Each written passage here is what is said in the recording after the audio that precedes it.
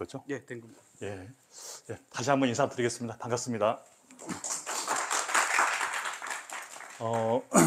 제가 지금 실은 임플란트를 현재 하고 있어서요. 지금 실은 지난주에 제가 의치를 좀 깨웠습니다. 그래서 약간 발음이 좀 센다든지 또는 언어에도 좀 이해를 좀 해주시면 되겠습니다. 실은 방금 소개받은 이제 최명기 교수고요.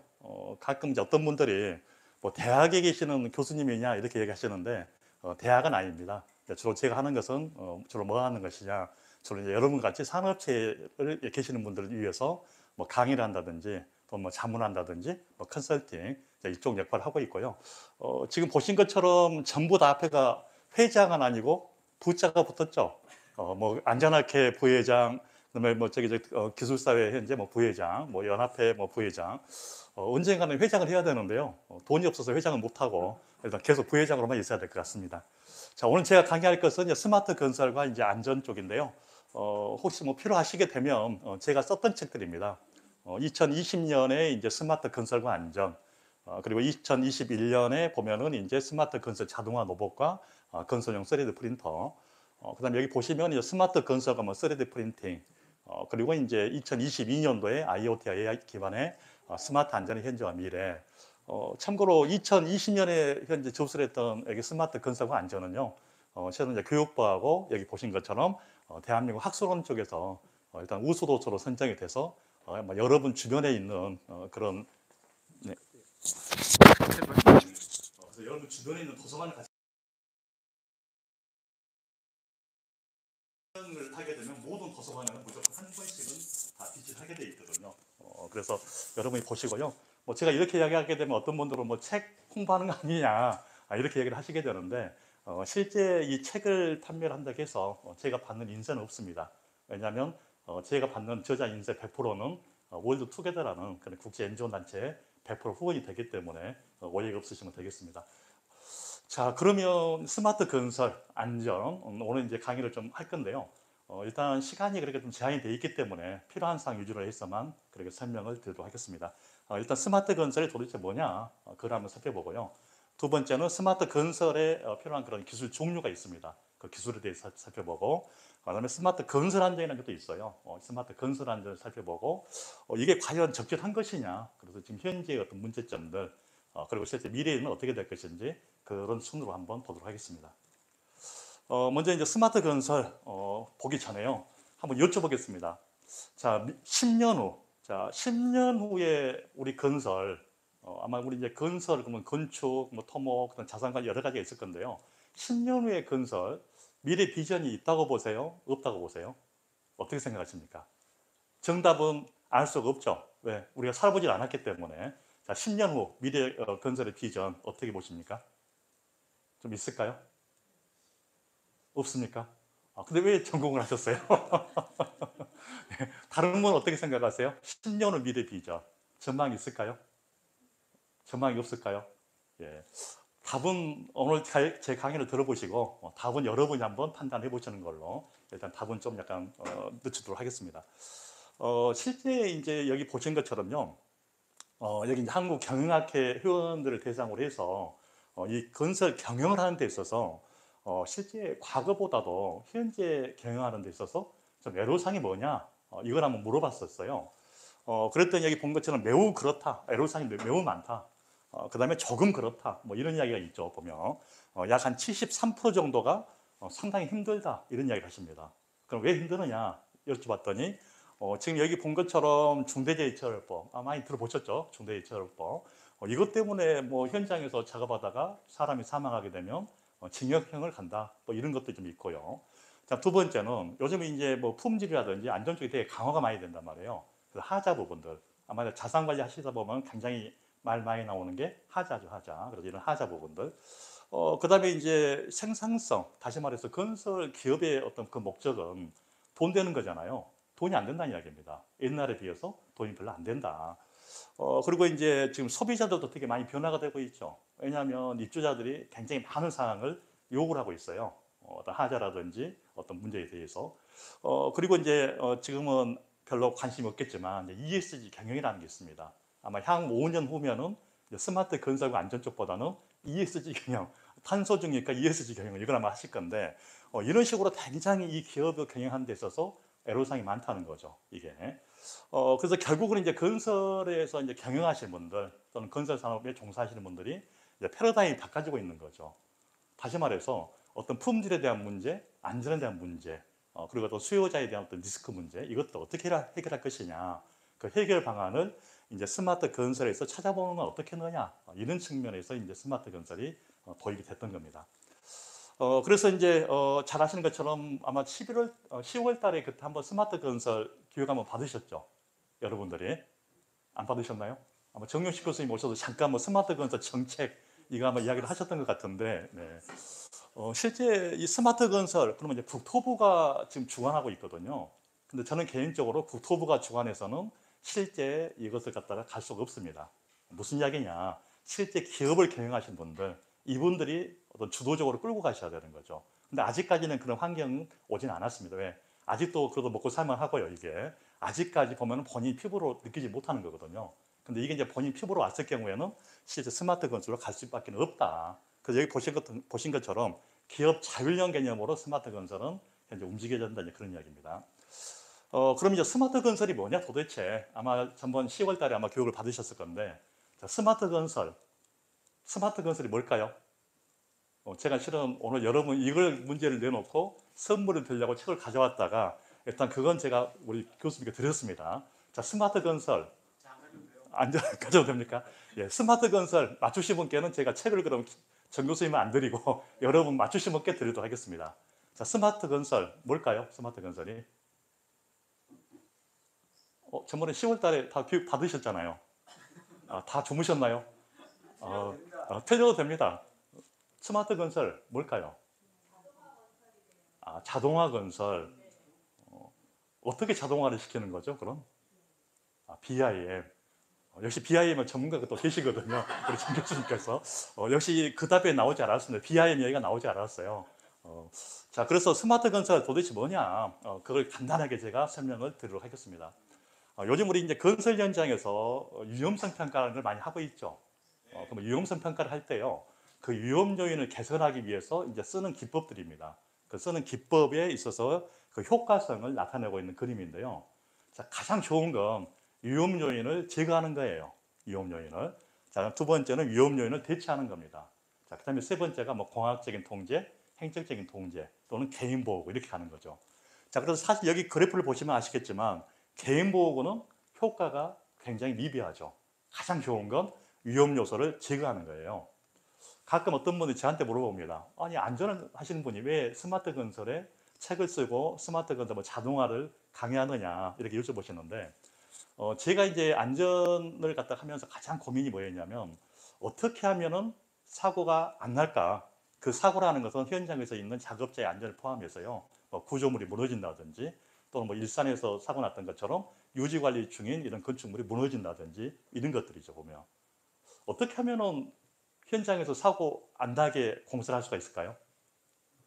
자, 스마트 건설 답을 하셨는데 두 번째 질문을 드리겠습니다. 어떻게 하면 현장에서 사고 안 나게 할 수가 있을까요? 미리 위험 요소를 제거한다. 가끔 어떤 분이 그렇게 답변을 하십니다. 공사 안 하면 되죠. 이렇게 얘기하세요. 근데 공사 안 하면 일을 못 하잖아요. 왜? 일을 못 하면 현장에 있는 직원이나 경영하시는 분이 돈이 안 되는 거잖아요. 자, 그럼 일은 하되 사고 안 나는 방법 어떤 게 있을까요? 일은 하되 사고 안 나는 방법. 안전수칙 지키기. 네. 자, 그런데 한번 생각을 해보세요. 현장에서 사고가 나는 주체는 누굽니까? 예, 작업자들이죠. 자, 그래서 한번 생각을 해보세요. 자, 위험 요소. 여기서 위험 요소는 누굽니까? 작업자이라는 거죠. 자, 현장에서 일을 하되 작업자를 아예 쓰지 않고 공사하는 방법. 작업자를. 자, 그러면 작업자를 쓰지 않고 공사를 한다든지 아니면 작업자 대신에 그 누군가가 대체 그 일을 해주는 겁니다. 누가? 로봇 같은 것들이. 자, 그러니까 첫 번째 스마트 건설 그럼 기본적으로 현장에서 작업자를 쓰지 않는다. 자, 작업자를 쓰지 않으면 어떤 장점이 있어요? 노조에 대한 문제도 없을 거고요. 그 다음에 실제 인건비 올라가도 문제가 없을 거고 또는 기술 기능 공정도 숙련도 이걸 굉장히 또 줄일 수가 있겠죠. 그러므로 해서 기술자들도 보면은 적게 쓰기 때문에 이윤이 창출된다는 이야기입니다. 여기 보면. 자, 그래서 저는 이제 이 스마트 건설을 하는 과정에서 스마트 안전에서 어떻게 하면은 사람을 갖다가 살릴 수 있을까 이 부분에서 고민을 했다가 거기서 스마트 건설 안전을 했던 부분이었고요. 그 스마트 건설 안전은 조금 설명을 드리겠지만 한계가 있어요. 자, 그럼 근본적으로 대책은 뭐냐? 결국은 사람을 없앤다든지 사람 대신에 다른 무언가가 작업하는 방법. 이게 뭐냐? 이게 바로 스마트 건설이라는 거죠. 자, 그래서 첫 번째 이제 스마트 건설 그러면 굉장히 용어가 복잡하게 되어 있습니다. 뭐 4차 산업혁명 시대의 기술들, 뭐 BIM, 그다음에 드론, 그다음에 로봇, 그다음에 인공지능, AI, 또는 빅데이터, 또는 뭐 3D 프린터, 3D 스캐닝, 뭐 이런 것들을 활용을 해서 어쩌고저쩌고 하는데요. 그게 아니에요. 첫 번째는 뭐냐면 실제 자동화입니다. 자동화. 첫 번째가. 자, 그럼 두 번째는 여러분 다 스마트폰 다 가지고 계시죠? 자, 스마트폰, 다시 말해 현장이 너무 낙후되어 있다 그거예요. 지금도 다 페이퍼라고 있거든요. 엑셀이라든지 오드 프로그램 이용을 해서 다 문서 작업하고 있는데 다 디지털화 시키겠다, 현장을 실질적으로. 자, 그 다음에 세 번째, 요즘 인공지능, 생성형 AI 많이 쓰고 계시잖아요. 자, 그럼 현장을 인공지능을 좀 활용을 해서 좀 지능화시키는 거. 사람 대신에 인공지능이 좀 지능화되면서 관제한다든지 이런 개념들. 자, 네 번째는 제조업화입니다. 제조업화. 현장에서 공사하지 않는다는 겁니다. 왜? 현장에서 공사하다 보면은 무너지잖아요, 이게요. 그 다음에 사고 나고 민원 들어오고. 그래서 현장에서 아예 하는 이런 콘크리트 타설 방법 자체를 쓰지 않는 방법이에요. 공장에서, 자, 이 건축물이 있다 그러면 이 공장에서 이 구조를 그대로 제작을 해 와서 현장에서는 조립만 하는 시스템들, 건설의 제조화가 되는 거죠. 자, 그럼 여기서 이제 여러분 아이디어를 좀 뽑으셔야 됩니다. 자, 내가 설계에 있느냐, 시공에 있느냐, 또는 뭐 유지관리에 있느냐, 또는 자산관리에 있느냐에 따라서 어떻게 하면 고부 가치를 올릴 것이냐, 이런 부분을 생각을 많이 하셔야 되겠죠. 이런 부분들이. 자, 그래서 크게 스마트 건설, 그럼 네 가지로 표현할 수가 있습니다. 디지털화, 현장. 자, 그 다음에 자동화. 자, 그 다음에 지능화, 제조업화. 이해가시죠? 그래서 이제 이 네 가지를 하는데 이제 소요되는 기술들이 있어요. 그 기술을 잠깐 한번 보도록 하겠습니다. 그래서 여기는 이제 읽어보시면 넘어가고요. 여기서 그냥 넘어가도록 하겠습니다. 이 부분은요. 자, 그러면 스마트 건설. 자, 이 네 가지를 하게 되는데 각 건설 라이프 사이클 단계별로 이제 이게 적용이 돼요. 참고로 저기 45분 되면 저한테 신호를 주셔야 됩니다. 특히 강사들은요. 하다가 보면은 그냥 제풀에 막 흥겨워서 일을 계속 강의를 하니까 45분 되면 역시 이야기 해주셔야 됩니다. 안 그러면 50분이 갈 수도 있고 1시간이 갈 수가 있으니까 해주시면 되겠습니다. 자, 그래서 설계. 자, 설계 단계부터 스마트 건설이 이제 진행이 돼요. 설계 단계부터. 자, 그럼 설계 그러면 지금까지는 2D 설계를 했었어요. 2D 설계를. 다시 말해서 2D 도면을 그렸다 그겁니다. 자, 그럼 한번 생각을 해보죠. 자, 여러분이 아마 도면을 한번 보신 적이 있으실 거예요. 설계 도면을.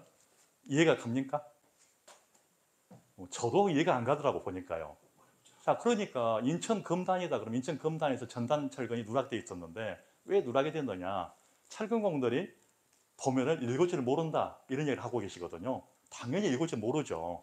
자, 그러다 보니까 사고가 많이 발생된다는 거죠. 자, 그래서 아예 3D 설계를 한다는 겁니다. 3D 설계. 여기서 뭐 BIM 설계라든지 잘 아시는 것처럼. 자, 그래서 3D 설계를 하게 되면 입체적으로 볼 수가 있기 때문에 그 누구도 다 이해가 된다는 거예요. 자, 그리고 현재 이게 설계, 시공, 유지관리 이 단계별로 전부 다 설계가 다 분절되어 있었는데, 자, 무슨 이야기냐? 설계는 그냥 설계 개념으로, 시공은 시공 개념으로. 자, 시공사에서는 보면 이렇게 얘기를 하죠. 설계사에서 도면을 잘 못 그렸다, 설계를 잘 못했다 이런 이야기를 합니다.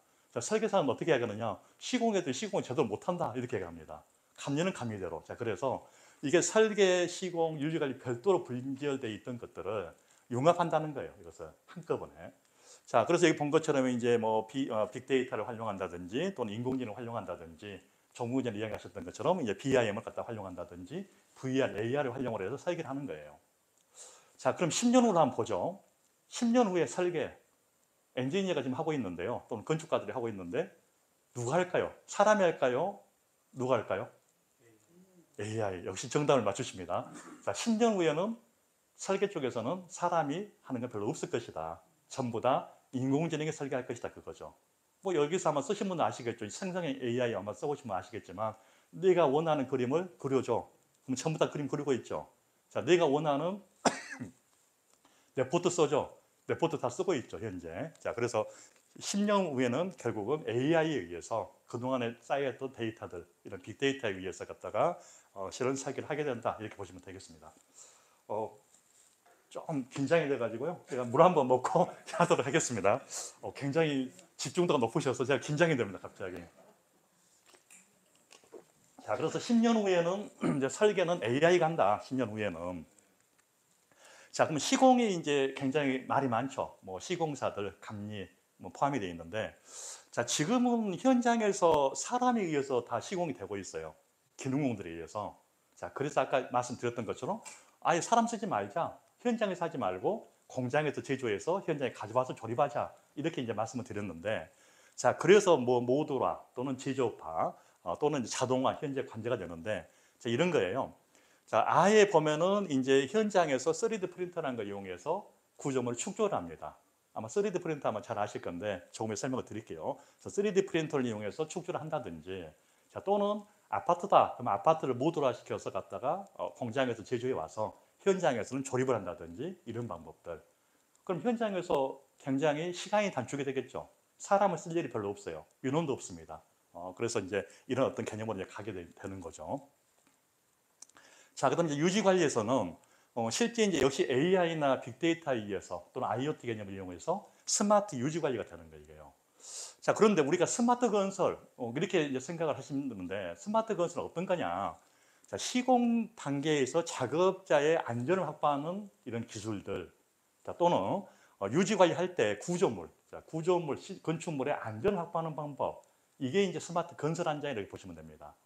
자, 그런데 이건 이제 스마트 건설 안전은 시공 단계하고 유지 관리 단계에서 두 개에 걸쳐서 이제 적용이 되는데, 자, 여기 본 것처럼 이제 주로 지금 현재 스마트 건설 안전 그러면 주로 작업자에게 또는 어떤 일정 공간 또는 현재 고정 개념으로 해서 IoT 또는 ICT 이런 개념을 이용을 해서 안전 관리를 하고 있는 게 스마트 안전 관리라고 생각하시는데, 그건 아니에요. 조금 더 다시 이제 구체적인 정의를 제가 설명을 드릴 건데, 자, 그래서 이렇게 현장에서 쓰고 있는 스마트 건설 안전. 자, 그다음에 이제 구조물에다 여기서 센서 같은 걸 붙입니다. 일명 사물 인터넷. 이걸 붙여서 구조물이 이게 무너질 거냐, 무너지지 않을 것이냐, 이런 것들을 계측을 해서 디지털 팀과 연결시켜서 이걸 이제 판단해서 알람을 알려주는 이런 시스템들. 이런 두 개를 갖다 전부 다 스마트 건설 안전이다, 이렇게 하고 있어요. 그래서 이건 조금 다시 한번 세부적으로 설명을 드리겠습니다. 자, 그래서 결국은 설계는 누가 한다? 인공지능이 한다. 자, 그러면 시공은 누가 한다? 로봇이라든지 무인 건설기계 뭐 이런 것들이 시공을 한다. 자동화 시공이 된다는 겁니다. 자, 유지관리. 지금은 전부 다 사람이 유지관리를 하고 있는데 전부 다 인공지능이나 센서 기반에 의해서 유지관리가 된다. 이런 개념이에요. 자, 그러면 이제 자산관리다. 그러면 자, 이런 스마트화 되어 있는 이런 건축물들, 이런 것들이 좀 더 가격이 높이 올라가겠죠. 이런 부분들이. 그래서 이제 뭐라고 이제 아직까지 제가 말씀 못 드리겠지만, 여기 이제 강의 내용 중에서 여러분들이 어떤 팁을 좀 그렇게 얻으시면 될 것 같습니다. 예, 쭉 넘어가겠습니다. 이건 좀 어려워서요. 굉장히 우리 교수님께서 강의할 때 쉽게 설명해달라. 그래서 쉽게 설명을 하기 위해서 쉽게 설명할 수 있는 부분만 일단 말씀을 드리도록 하겠습니다. 자, 그러면 스마트 건설 안전을 하는 데 있어서요, 이런 어떤 자동화, 그 다음에 보면은 지능화, 그 다음에 디지털화, 그 다음에 제조업화를 하는데 이제 필요한 요소 기술들이 있어요. 요소 기술들이. 그게 여기 본 것처럼 좀 복잡하게 돼 있는데요. 자, 여기 본 것처럼 이제 뭐 사이버 베이스의 어떤 그런 기술들, 자, 그 다음에 이제 어떤 물리적인 어떤 그런 기술들, 그 다음에 플랫폼 개념. 그래서 한번 쭉 보시게 되면은요, 한 번씩은 들어봤던 용어들일 겁니다. IoT, 일명 우리가 사물 인터넷이라고 이야기를 하죠. 자, IoT는 뭘까요? 사물 인터넷 하면은 사물 인터넷이 뭐야? 이렇게 또 생각하실 건데, 사물 인터넷이 뭘까요? 사물 인터넷. 자, 여러분이 전부 다 지금 사물 인터넷을 가지고 계세요. 어디에? 스마트폰에. 이게. 자, 스마트폰에 보게 되면 뭐 진동, 온도, 이거 다 감지하잖아요. 자, 그것처럼 이 IoT 이렇게 하니까 이 전문가들만 밥 먹고 사는 겁니다. 이게. 굉장히 쉽게 제가 설명을 드리면 센서다, 이렇게 보시면 센서. 자, 그럼 센서, 그럼 여러분 핸드폰이 전부 다 센서들이 있잖아요. 이런 어떤 센서 개념. 그래서 이건 센서예요. 정보를 수집하는 겁니다. 어떤 거, 힘에 대한 것들, 변이에 대한 것들, 이런 여러 가지 정보를 수집을 해서 이제 보내야죠. 어디로? 컴퓨터 쪽으로, 이쪽으로. 보낼 때 뭐가 필요해요? 통신이라는 게 필요합니다. 통신. 그 통신이 ICT, 일명 정보통신 기술. 자, 그러니까 이미 여러분은 전부 다 현재 IoT와 ICT 기술을 전부 가지고 있다는 거예요, 이게. 자, 그다음에 AI, 이거 뭐 말씀 안 드려도 알겠죠? 인공지능. 자, 그다음에 빅데이터. 빅데이터는 말 그대로 여러 가지 그런 데이터 자료들입니다. 아까도 교수님께서 하신 말씀이 170회 콜로키움을 하면서 어마어마한 많은 데이터들이 쌓여 있잖아요. 이게 전부 다 빅데이터가 되는 거죠, 이게. 쉽게 설명드리면 여러분 한번 시험 보실 때 족보, 옛날 선배들이 족보 있잖아요, 족보. 그게 전부 다 빅데이터다 이렇게 보시면 되겠죠. 자, BIM. BIM은 제가 이따 다시 한번 여쭤보겠습니다. BIM 뭔지는 것은 잘 아실 것이고. 자, 영상인식. 자, 우리 CCTV 같은 게 있잖아요. 그러면 거기에서 현재 인공지능이 같이 가면서 이제 영상을 인식하는 이런 기술들. 자, 자율주행. 그다음에 모듈러. 그다음에 블록체인. 블록체인 요즘 굉장히 많이 핫하게 뜨고 있죠. 보면 트럼프가 현재 대통령 당선되면서 많이 올라갔죠, 이게요. 제가 한 10년 전에 이거 했다가 500만 원 박았다가요. 제가 손해봤습니다, 이게. 그 업체가 없어졌어요, 이게요. 예. 가능하시면 좀 고민해 보실 필요가 좀 있습니다. 자, 센서, 아까 스마트 센서. 자, 그 다음에 로보틱스, 로봇하고, 그 다음에 자동 장비. 자, 3D 프린팅, 그 다음에 AR, VR, MR, 그 다음에 드론, 그 다음에 5G, 클라우드, CPS, 그 다음에 디지털 트윈. 뭐 이런 기술들이에요. 한 번씩은 신문이나 언론상에서 다 들어보셨던 그런 기술이죠. 자, 이 기술을 우리 건설 쪽에 도입을 시키는 겁니다. 자, 도입을 시킬 때 하나만 도입시킨 게 아니고요. 여러 개의 기술들을 복합시켜요. 두세 개의 기술, 뭐 5개, 6개가 같이 융합돼서 가는 그런 기술이죠. 자, 그러면 이제 국토부는 어떻게 하고 있느냐? 자, 국토부는 이제 이 어떤 스마트 건설을 활성화를 해야 되는데, 이런 어떤 시스템을 구축을 해서 이제 가고 있습니다. 아무래도 영세업체에서는 좀 힘들잖아요. 대기업 또는 연구원들 이런 쪽하고 같이 컨소시엄을 해서 지금 가고 있는데, 기본적으로 이제 보시면 이제 BIM, 그러면 BIM은 이제 건설사 중에서 다 하긴 하는데 특화돼요, 각 건설사에서. 그래서 DL, ENC 또는 빌딩 스마트 협회 여기서 이제 같이 합동으로 연구라든지 실용화, 상용화 이걸 하고 있고요. 자, 그다음 OSC가 모듈러라고 보시면 됩니다. 오프사이트 컨스트럭션인데 모듈러 현재. 그래서 이것은 이제 GS건설 그리고 이제 한국철강협회 쪽에서 이걸 하고 있고요. 자, 그다음 건설 자동화. 아까 로봇 말씀드렸잖아요. 무인 건설 기계. 이건 삼성에서 그리고 건설 자동화 로보틱스 학회에서 하고 있고요. 그다음에 디지털 센싱은 대우건설. 그다음에 스마트 안전 여기는 포스코 ENC. 자, 그다음에 빅데이터 플랫폼은 현대건설. 그래서 주로 이제 메이저 현재 건설사들이 이런 스마트 건설 쪽과 관련해서 실제 이제 특화시켜서 그 기술도 개발하고 상용화시키고 있다 이렇게 이제 보시면 되겠습니다. 자, 그러면 이제 국토부의 그 추진 방침을 좀 잠깐 설명을 드릴게요. 자, 국토부는 아까 우리가 많이 봤던 이런 스마트 건설 중에서 몇 가지를 좀 집중적으로 현재 육성하고 있어요. 크게 세 가지를 육성을 하고 있습니다. 세 가지를. 자, 첫 번째, 자, 건축. 자, 건축에서는 어떤 걸 실용화시키고 있느냐? 건축에서는 모듈러라는 이런 현재 공법 자체를 특화시키고 있어요. 자, 그러니까 앞으로 향후 10년 후에는 이 건축이요. 지금은 다 현장에서 다 이렇게 공사를 하는 개념인데 향후 10년 후에는 공장에서 제조해 와서 자, 현장에서 이렇게 조립을 하는 겁니다. 모듈 자체를. 자, 그러니까 자산 관리를 하실 때도 이제 이런 것들 고려를 하셔야 되겠죠. 이게 현장에서 직접 시공했던 거냐, 그렇지 않고 이렇게 모듈러 개념으로 갔던 거냐. 사실 우리나라는 현재 지금 14층 정도가 가장 높고요. 2030년까지 30층 정도, 30층 아파트를 좀 지을 수 있는 기술을 만들겠다 이렇게 하고 있습니다. 그런데 중국은 이미요 50층짜리 모듈러 아파트를 만들어서 사람들이 살고 있어요, 이게. 그리고 영국, 뭐 싱가포르 여기도 역시 모듈러에 대해서는 굉장히 선구적이죠. 근데 단점이 있어요. 가격이 좀 비쌉니다, 현재. 그래서 지금 현재 공기는 3분의 1 정도가 굉장히 세이브가 되고요. 실제 안정성, 품질, 그다음 환경성, 특히 요즘 이제 많이 발생되는 게 뭐예요? 층간소음. 이런 층간소음이라든지 이런 것도 되게 굉장히 완벽하게 잡아져 이게요. 자, 그래서 실제 이게 이제 가야 되는데 문제는 어떤 문제가 있느냐? 일반 국민들이 인식이 나 저기서 살고 싶지 않아 이런 인식을 갖고 있다는 거죠. 왜? 검증이 안 됐다 그거죠. 그래서 아마 10년 후에는 어떻게 됐든 간에 모듈러로 간다, 고층은. 자, 그래서 국토부는 하나하나씩 제도를 이제 갖고 갑니다. 그래서 품셈, 돈을 줘야 되는 거니까 품셈이 올해 24년도에 만들어졌어요. 이렇게 돼서. 자, 그래서 건축은 고층은 모듈러 간다 이렇게 생각하시면 되고. 자, 그럼 토목은 어떻게 하느냐? 토목은 뭐 도로, 항만, 철도, 공항 이런 거잖아요. 토목은 모든 베이스가 뭡니까? 전부 다 건설 기계에 의해서 움직여요. 토목은. 자, 그럼 건설 기계에서 가장 생산성이라든지 안전이나 이쪽에 영향을 미치는 건 누구예요?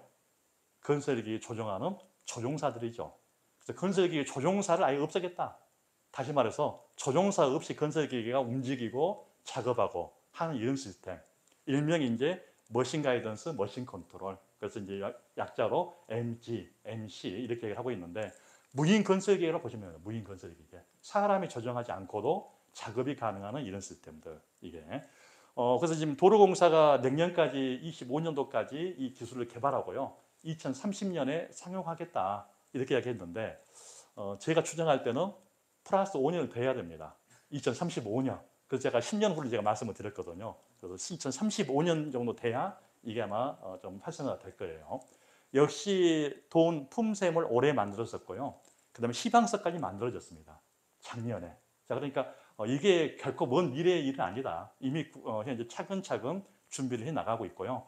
참고로 이런 머신 가이던스 또는 모듈 내는 것들은요. 공공에서 현재 일부 시범 적용을 하고 있어요. 이게. 그래서 아마 여러분이 향후에 이제 이런 기술에 의해서 시공이 됐던 이런 건축물들 이것들을 아마 많이 보실 겁니다. 자, 그럼 세 번째가 국토부가 하고 있는 게 이제 BIM이에요. BIM. 일명 BIM, BIM 이렇게 얘기하죠. 자, 그러면 이제 아까 두 번 문제를 냈다가 완벽하게 맞추신 분이 안 계셨거든요. 자, BIM, 정의 맞추신 분께는 제가 책 선물을 드리도록 하겠습니다. BIM. 자, BIM 뭡니까? 정의가? 손을 들고 얘기해 주시면 됩니다. BIM. 답변 못 하시면 전 교수님 얼굴이 빨리 붉어질 거예요. 네, 본인 전공이신데. BIM 정의가 뭘까요? 좀 문제 있는데요, 이거. 전 교수님께서 문제가 있는 것 같아요. 네. 네? 여기 써져 있죠. 자, 근데 한번 보세요. 자, 3차원 정보 모델을 기반으로 시설물의 생애 주기에 걸쳐서 발생하는 모든 정보를 통합해서 활용이 가능하도록 시설물의 형상, 속성 등을 정보로 표현한 데이터 모델 이렇게 되어 있습니다. 이렇게 되면 초등학생 이해할까요? 여러분도 이해를 못하시는데 초등학생 이해를 못하죠. 너무 어렵죠 이게. 그래서 제가 좀 쉽게 설명을 드리겠습니다. 자, BIM은 기본적으로 3차원 설계를 기본한다 그거예요. 3차원 설계를. 아까 말씀드렸잖아요. 자, 2D 도면. 2D 도면을 보게 되면 내가 이걸 머릿속에서 이해를 해야 되는데 이해가 안 되는 거죠 이게. 자, 그래서 아예 3차원적으로 도면을 그리는 겁니다. 자, 그러면 굉장히 쉽게 이해가 되겠죠. 만약에 철근공이다, 외국인 근로자이다 그러면 3차원적으로 도면을 그려 놓게 되면 다 알 수가 있다는 거죠. 철근 배근도를. 굉장히 쉽게 그렇게 배근하면 끝나는 거예요. 자, 그래서 3차원적으로 그린다. 자, 그런데 여기에다가 이제 정보들 집어넣어요. 정보. 어떤 정보? 공사 또는 유지 관리하는 과정에서 필요한 정보들이 있습니다. 자, 공정명은 뭐냐? 금액은 얼마나 소요되느냐 이게. 재료는 뭐냐? 만약에 이제 안전관리라면 안전관리에 대한 내용들, 자재에 대한 것들, 현재 용지보상에 대한 것들. 자, 이런 정보를 여기 집어넣어요. 이게. 자, 그러면 굉장히 쉽게 시공 관리가 되겠죠. 자, 그 다음에 향후에 유지 관리하는 과정에서 디지털 트윈과 연결시켜서 같이 갈 수가 있다는 거죠. 이게 보면. 자, 그래서 이건 크게 두 가지의 특성을 갖고 있습니다. 자, 3차원 모델을 갖다가 기본으로 한다. 두 번째는 관련된 정보들을 집어넣는다. 왜? 시공 관리 또는 유지 관리를 편하게 하기 위해서. 자, 그래서 이게 현재 국토부가 추진하고 있는 거죠. 왜 이걸 하느냐? 여러분들 아마 집에 컴퓨터 있죠? 컴퓨터에 뭐가 들어있어요? 프로그램들이 깔려 있죠? 뭐 워드 또는 한글 프로그램 또는 엑셀. 자, 이런 프로그램과 똑같다고 보시면 됩니다. 자, 여러분이 작업할 때 레포트 쓰실 때 한글이나 워드 프로그램 열어서 작업하시고 출력하시잖아요. 저장하신다든지 동일해요. 자, 그러니까 스마트 건설에서는 이게 가장 기본적이라는 거죠. 이게 보면. 그래서 가장 기본적인 것을 실질적으로 알아야 된다. 할 줄도 알고 열어서 갖다 읽어볼 줄도 알고. 그래서 국토부는 크게 이 세 가지를 적극적으로 추진하고 있다 보시면 됩니다. BIM, 건축에서는 모듈러, 토목에서는 머신 가이던스, 머신 컨트롤. 자, 그러면 이제 여러 가지 기술이 있는데요. 이제 스마트 건설 하는 데 있어서 드론이라는 기술이 있죠. 자, 드론 잘 아시죠? 드론 뭐 하는 데 쓰시는 거죠? 드론 어디에 씁니까? 촬영, 사진, 동영상. 자, 그런데 스마트 건설에 있어서는요. 그 기술을 이용을 해서 이제 별도로 쓰는 거죠. 어떻게? 자, 지형을 촬영을 합니다. 그러면 이것을 3차원적으로 지형을 모델링을 하는 거예요. 사진을 촬영을 해서 이 지형 자체를 3차원적으로 갖다 만든다. 그럼 여기서 이제 한번 생각해 보세요. 스마트 건설 기술은 융합한다고 했었잖아요. 자, 그럼 BIM 설계했던 도면하고 드론에 의해서 지형을 찍었던 것을 두 개를 같이 겹쳐요. 그러면 굉장히 쉽게 앞으로 현재 있는 지형이 앞으로 어떻게 바꿔질 것이다. 이런 것들을 할 수가 있겠죠. 거기에서 자동 물량이라든지 자동 공사비 이름까지 다 뽑아질 수도 있고요. 시공 관리가 좀 편해질 수 있는 그런 부분입니다. 자, 그 다음에 이제 VR, AR. VR, AR 많이 들어보셨죠? 뭐 증강, 가상현실. 자, 그러니까 좀 전에 말씀드렸던 것처럼 자, 어떤 지형을 드론을 이용해서 3D 모델링을 해요. 자, 그 다음에 빔에 의해서 설계가 갑니다. 자, 그러면 고글을 써요. 고글을 써서 증강이나 가상현실을 이용해서 공사가 아직 안 돼 있지만 어떻게 이게 구조물이나 이런 어떤 시설물이 완공이 될 것인지를 가상으로 보면서 공사를 할 수가 있는 거죠. 좀 더 쉽게 말씀을 드리면 자, 여러분이 앉아 계신 대양 AI 관이 있잖아요. 그러면 옛날은 그냥 평지였을 거 아닙니까? 산이 있었을 거고. 자, 그러면 도면을 BIM에서 설계를 하게 되는 거고요. 자, 드론으로 이 지형을 모델링을 해요. 자, 그리고 안경을 딱 쓰게 되면은 이 대양 AI 건물이 어떻게 나올 것이다. 이걸 보면서 작업을 한다. 이렇게 이제 보시면 됩니다. 네, 그때 쓰는 거죠, 이것이. 자, 그다음에 빅데이터 인공지능. 뭐 이건 전부 다 아시는 내용이죠. 자, 아까 제가 설계 앞으로 인공지능이 한다 말씀을 드렸는데, 자, 인공지능 IQ 얼마나 될까요? 인공지능 IQ. 여기 있죠? 인공지능 IQ입니다, 이게. 좀 글씨가 적어서 그럴 건데, 아마 잘 아시는 것처럼 챗GPT가 있어요. 챗GPT 3.5가 여기 보시면 64 정도가 됩니다. 자, 그럼 유료가 챗GPT 4.0이 있죠. 이게 85 정도가 돼요. 자, 그런데 크리드 3.0이 보면 101입니다. 이게 올해 4월 수준이에요. 올해 4월. 자, 그러면 5년, 10년 정도 되면은 인공지능 IQ 얼마까지 올라갈까요? 150 내지 200까지 가겠죠. 저희보다 더 뛰어나겠죠. 앞으로는 이런 강의 제가 못합니다. 왜? 인공지능이 다 강의를 할 거예요. 앞으로는. 자, 그래서 인공지능이 이제 대세죠. 요즘은. 그래서 아마 2030년이다 그러면 인공지능과 로봇이 결합을 하는 겁니다. 몸은 저 몸 대신에 로봇이 하게 되는 거고요. 그 다음에 머리는 인공지능이 이제 거기 로봇 안에 들어가게 되는 거죠. 그럼 이 사람들이 보면 작업자의 역할, 그 다음에 어떤 기술자의 역할까지 다 하게 된다, 이게. 그래서 아마 2030년이다. 그러면 인공지능과 로봇의 시대다. 이렇게 이제 보시면 될 것 같고요. 자, 그러면 3D 스캐닝. 자, 이게 있는데 아마 이 기술은 여러분에게 되게 많이 도움이 좀 될 겁니다. 자, 무슨 이야기냐. 자, 기계 한 대가 있어요. 스캐너라는 기계가 있어요. 자, 그러면 스캐너를 여기 강의실 안에 놔두고 360도 스캐닝을 합니다. 자, 그럼 스캐닝을 해서 이것을 컴퓨터 속에 그대로 구현시키는 거예요. 3차원적으로.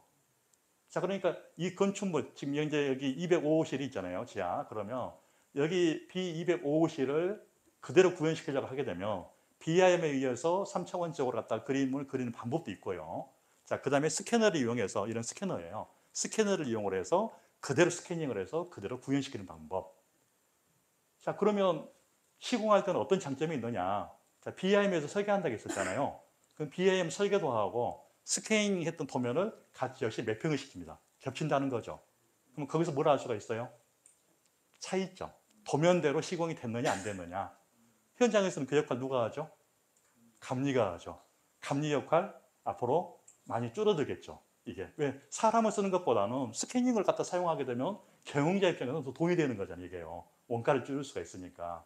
자, 또 이 건축물을 처음 지었어요. 자, 그러면 1년, 2년, 3년, 5년 계속해서 스캐닝을 합니다. 그러면 보가 얼마나 휘었는지, 보이는 클레이가 얼마나 갔는지 이것들을 알 수가 있겠죠. 건축물의 유지관리 측면에서 역시 굉장히 유리하다. 자, 그래서 지금 현재는 안전점검, 안전진단 여기서 쓰고 있는 기술이에요. 그래서 이 기술이 아마 많이 활용이 되게 되면 아마 여러분 입장에서는 상당히 후보 가치를 올릴 수 있는 이제 그런 기술이 될 것으로 예상을 하고 있고요. 자, 그 다음에 사물 인터넷, 아까 말씀드렸죠. IoT. 자, 좀 더 쉽게 설명을 드리면 아마 여기 오실 때 차를 가져오신 분도 계시고 대중교통을 이용해서 오셨을 거예요. 자, 우리 BIS, 버스, 정보. 자, 몇 번 버스가 몇 분 후에 온다. 그 개념을 생각하시면 됩니다. 버스에는 GPS하고 센서들이 부탁이 되어 있죠. 그래서 이걸 통신을 이용해서 내가 있는 위치에 알려주는 시스템들.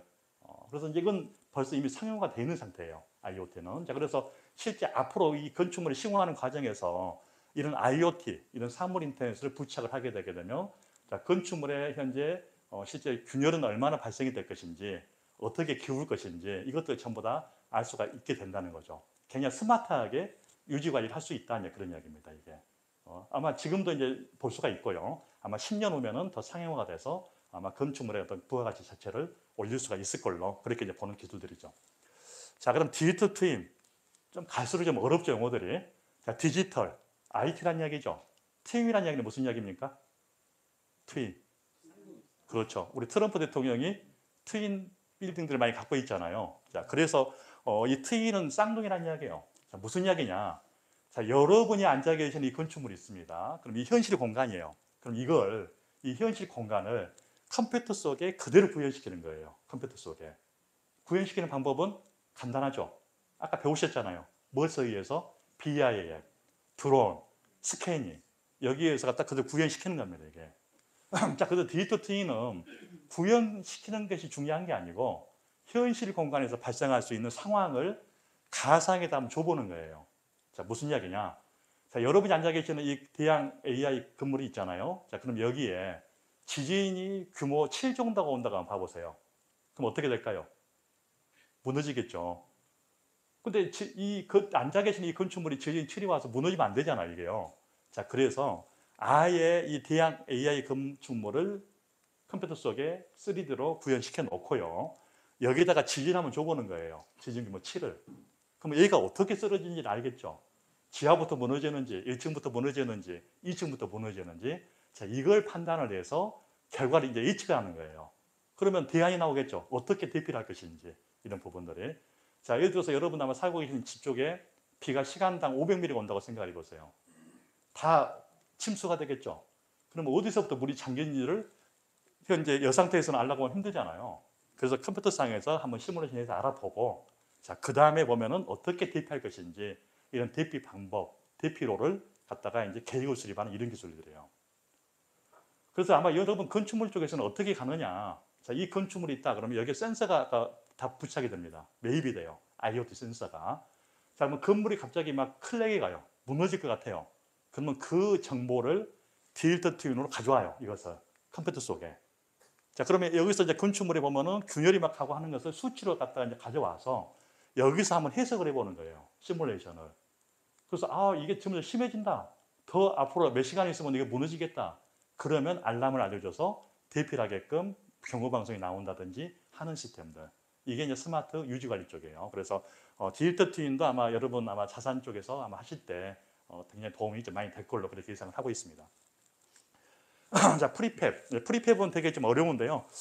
이건 이제 토목적 베이스고요. 아까 건축은 모듈러. 그러니까 프리팹, 모듈러 전부 다 OSC, 탈현장 건설. 결국 공장에서 부재를 제작해서 현장에서 조립하는 시스템. 이렇게 이제 보시면 되는데 이제 건축은 약간 이제 그 아파트 같은 것들이 아예 통으로 갖다가 제작을 하기 때문에 모듈러라고 이야기를 하고 있고요.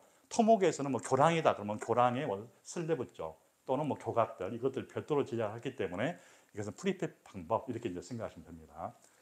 자, 그다음에 모바일 기술, 또는 여러분 핸드폰 생각하시면 되고요. 자, 그다음에 로보틱스, 아까 말씀드렸죠. 로봇이 전부 다 작업을 하는 거예요. 로봇이. 자, 그래서 이제 여기 본 것처럼 앞으로는 이렇게 해도 작업을 하겠죠. 어디서 많이 보셨죠? 옛날 영화 보셨을 때 마징가 제트 뭐 이런 것들 나이 드신 분은 아시겠지만, 자, 그럼 사람이 입으면은 굉장히 내가 힘을 30kg밖에 물건을 못 들어요. 이 외골격을 갖다 입게 되게 되면 뭐 50kg를 갖다 든다든지 뭐 이런 개념입니다. 아마 연세 드신 분들은 10년 후다. 그러면 등산하실 때 굉장히 힘드시잖아요. 이걸 입고 등산하실 수가 있어요, 이게. 그래서 아마 혹시 내가 사업 아이템을 이걸 하겠다 하시면 굉장히 10년 후에는 돈 되는 사업입니다. 단가가 좀 문제인데 단가를 많이 다운시키게 되면 할 수가 있어요. 자, 우리 건설 현장에 이 로봇을 어떻게 활용하고 있는지 한번 잠깐 보여드릴게요. 동영상으로. 자, 이게 작년 4월 상태인데요. 자, 작업자가 시스템 비교 조립하다가 이게 이제 아틀라스라는 휴머노이드 로봇입니다. 얘한테 명령을 내려요. 야, 여기 있는 공구함 가져와. 명령을 내리니까 얘가 혼자 판단해서 통로를 개척하고 있는 거예요. 가끔 어떤 분이 야, 이거 보면 뭐 실질적으로 누가 조종하는 거 아니냐. 조종한 게 아닙니다. 혼자 판단하고 있는 거예요. 걸으면 좀 약간 어벙벙하죠. 예. 그래서 공구함을 들고 이제 걸어 올라갑니다. 자, 올라가서 이제 점프를 하죠. 예. 자, 그 다음에 공구함을 이제 전달합니다. 아, 근데 되게 기분 나쁘게 던져주죠. 예, 이건 이해를 하셔야 돼요. 이해를. 자, 그리고 역시 내려오는 통로를 개척을 하게 되는 거고요.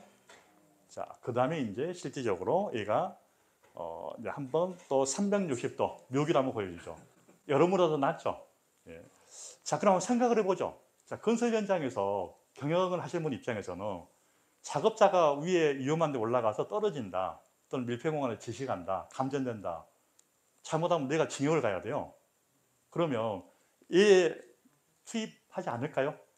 가격만 싸면 투입한다는 겁니다. 다시 말해서 작업자를 대체하는 개념으로 간다는 거죠, 이게. 자, 그 다음에 이제 또 하나가 이제 디지털 맵. 이것은 우리 3차원, 현재 지도를 개념으로 생각하시면 됩니다. 그러니까 우리 지도가 지금 2차원적이잖아요. 3차원으로 지도를 만든다. 땅속, 지상 공간, 전부 다 디지털 맵 개념을 간다는 개념이고요. 자, 그 다음에 자율주행. 뭐 이것은 말씀 안 드려도 잘 알겠죠. 자율주행. 자, 그러면 우리 건설 현장에서는 이 자율주행 기술을 어떻게 활용하고 있는지 잠깐 하나 동영상을 보여드리겠습니다. 자, 지금 현재 이게 이제 빌트 로보틱사가 2007년에 개발했던 상황이에요. 2007년. 작업자는 현재 관리자 한 명만 있습니다. 태블릿으로 명령을 내려요. 작업에. 자, 여러분은 뭘 보셔야 되느냐? 조종석에 사람이 있는지 없는지를 보시면 됩니다. 조종석에. 자, 조종석에 사람이 있는지 없는지 잘 보시면 돼요. 지금 사람이 안 보이고 있죠. 사람이. 자, 혼자 주행하고 혼자 굴착 작업하고 그런 개념으로 현재 작업을 하고 있죠. 자, 사람은 없습니다. 개 한 마리가 일어나서 걸어가면은 위험하다 해서 정지하고 있는 거죠. 그리고 개가 지나갔다 그러면 위험 요소가 없어졌으니까 다시 작업한다. 이걸 보여주고 있어요. 자, 사람은 현재 안 보이죠. 자, 그러면 이제 작업을 한참 하다가 혼자 작업을 한 것도 아닙니다. 여러 대가 동시에 조합 작업을 하는 거죠. 동시에. 자, 작업을 하다가 저녁이 됩니다. 자, 그럼 여기 관리하고 있는 관리자는 어때요? 집에 가서 쉬어야 되겠죠. 그래서 이 사람이 명령을 내려요. 뭐라고 명령을 내리느냐? 야, 나는 집에 가서 쉴 테니까 너희는 열심히 일해. 이 명령을 내리는 겁니다. 자, 그럼 얘들은 열심히 밤새 내내 열심히 일을 하는 거예요. 자, 경영자 입장에서 생각을 해보죠. 조종사는 밥도 먹으러 가야 돼요. 휴식 시간 되면 화장실도 가야 됩니다. 저녁 되면 퇴근해서 가야 돼요. 전혀 상관없잖아요. 굉장히 24시간 작업하다 보니까 가능하다는 거죠. 근데 단점이 있습니다. 어떤 단점이 있느냐? 자, 여기 오실 때 도로변에서 관로 공사를 한다. 가능할까요? 힘들죠. 지작물이 있으니까. 7년 전에 이미 개발이 되어 있는데 이걸 상용화시키기 위해서 기간이 필요해요. 지금 현 상태는. 그러니까 10년 후면 아마 우리나라도 여러분이 이런 기술들을 보실 겁니다. 그래서 혹시 내가 건설기계 사업하신다 그러면 이거 생각하셔서 도입하셔도 돈은 되겠죠. 이런 부분들이. 자, 그 다음에 3D 프린팅. 3D 프린팅은 실제 프린터를 이용해서 하는 개념이고요. 지금 현재 이게 중국에서 2019년도에 시공했던 개념입니다. 이게 이미 사용하고 있어요. 사람이 많이 올라가 있잖아요. 무슨 이야기냐? 이렇게 올라가도 안 무너진다. 그걸 보여주고 있는 거죠. 그래서 건축물들 토목 쪽에서 이제 활용을 하고 있죠. 이게. 네, 그렇죠. 예, 끝내야죠. 자, 그럼 스마트 건설 안전은요. 이렇게 보시면 됩니다. 여러분들 영화 마이너리티 리포트라는 영화 보셨나요? 뭐예요? 범죄가 일어나기 전에 예상을 하고 처단을 하는 그런 영화죠. 자, 쉽게 이야기해서 스마트 건설 안전, 그럼 아까 센서 기반의 말씀을 드렸는데요. 스마트 건설 안전 전반적인 최고의 목적은 뭐냐? 예측입니다. 예측. 자, 여러분이 있는 집에서 또는 현장에서 사고 몇 프로 발생할 것이냐? 일상 가능할까요? 가끔 어떤 분 0%, 100%, 50% 얘기하셨는데요. 일상 못한다 얘기하셨는데 이미 솔루션 다 나와 있습니다. 우리 건설 쪽에서도. 현대건설이 21년에 만들었고요. 그 다음에 보면은 실제 2019년도에 삼성전자가 만들었어요. 그 다음에 호주가 2017년에 시냅스 건설사가 만들었습니다. 근데 안 맞아요. 이게 사고 난다는데 사고가 안 나요. 왜? 빅데이터가 잘못됐기 때문에. 빅데이터가. 자, 그래서 여러분 아마 이렇게 생각하시면 돼요. 자, 오늘 오실 때 일기예보, 강수 확률, 비올 확률이 몇 프로야? 보고 오셨죠? 그러면 비가 80%다, 90%다. 그럼 뭘 준비하십니까? 우산 준비해야죠. 그건 뭐예요? 아직 오지 않았지만 예측을 하는 겁니다. 예측을. 자, 역시 사고도 마찬가지. 현장에서 과연 사고가 날 거냐, 안 날 거냐를 예측을 해서 예방 조치를 하는 거예요. 그러니까 스마트 건설 안전 가장 최고의 목적은 예측입니다. 예측. 자, 그런데 대부분 지금 분들은 전부 다 어떻게 생각하느냐? 이런 어떤 센서 기반, 인공지능, 어떤 그 예방 개념을 생각하시는데 그건 아니다. 자, 그래서 여기 보신 것처럼 지능형 CCTV. 다시 말해서 무슨 이야기냐? CCTV가 촬영을 합니다. 작업자가 불안전한 행동을 했다. 안전벨트 안 맸다. 그러면 알람을 울려줘서 현재 관리자를 출동시켜주는 이런 시스템들. 지금 서울시가 23년부터 이거 전부 다 상용화 시켰고요. 자, 그 다음에 이제 구조물 붕괴 변이 위험 방지 시스템들. 자, 센서 붙여서 구조물이 무너질 거냐, 자, 비계, 돈바리가 무너질 거냐, 이걸 체크하는 거고요.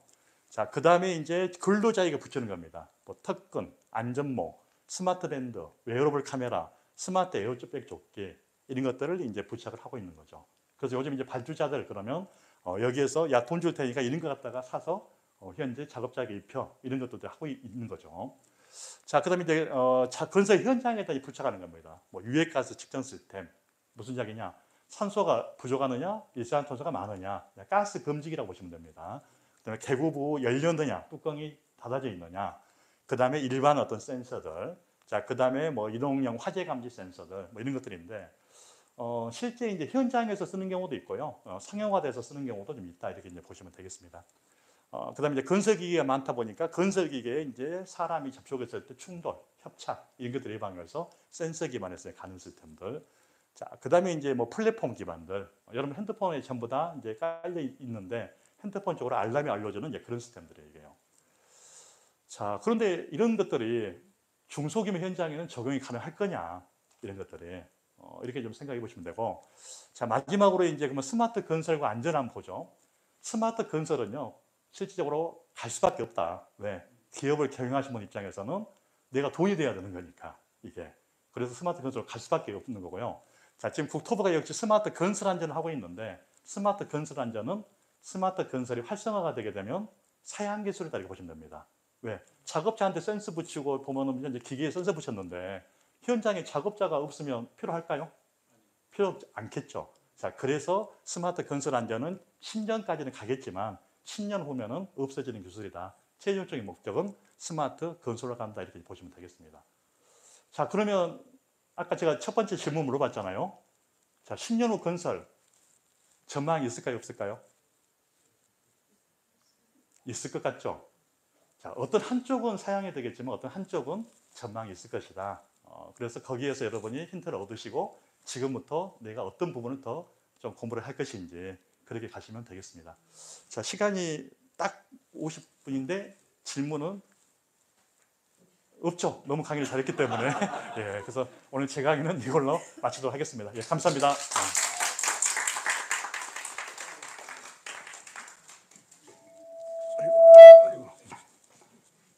제가 질문하는 아, 네. 예, 질문하십시오. 네. 예, 예. 저는 딱 사고 예방 이런 거 얘기 들으니까 일단 딱 머리에 딱 꽂히는 게 보험이 생각이 나요. 네. 이제 경영자 입장에서 이게 스마트 안전 기술을 지금 도입하면은 이게 분명 비용인데 그래도 내가 지금 점점 늘어나는 사고에 대한 보험료, 근로자들의 재해 보험이나 이런 걸 낼 바엔 정부 보조가 좀 된다면은 차라리 이걸 도입해가지고 뭐 기업 홍보도 하고 하는데 우리나라 정부에서는 이런 스마트 이걸 했을 때 혹은 보험 업계에서 좀 디스카운트를 해준다거나 네. 어떤 그런 의견이나 어떤 그런 계획 같은 거 혹시 있나요? 지금 제가 바빠가지고 설명을 안 드렸는데요. 아까 보시면 스마트 건설 현장과 관련해서는요, 지금 정부가 보조를 하고 있습니다. 그러니까 여기 필요한 어떤 이런 어떤 그 장비들 있잖아요. 구매 또는 임대하는 비용을 지금 보조를 해주고 있고요. 이게요. 근데 이건 대기업은 안 됩니다. 중소규모 현장에서 보조를 해주고 있고, 실제 이제 보험 그러면 공사를 하는 과정에서는 이제 그 산재보험료거든요. 산재보험료에 대해서는 연동이 안 돼 있어요. 그 부분에 대해서는. 자, 그런데 한번 생각해 보세요. 이 기술을 지금 작업 현장이 아니고 자, 시설물, 건축물에 이런 시설을 갖다 설치했다고 보세요. 자, 그러면 보험료는 당연히 할인이 되겠죠. 화재 보험에 대한 부분에서는요. 네, 이렇게 보시면 되겠습니다. 너무 감사합니다. 마지막 강의실 최명희 교수의 박수 한번 보내주시죠. 하시고 5시에 설교를 시작하겠습니다.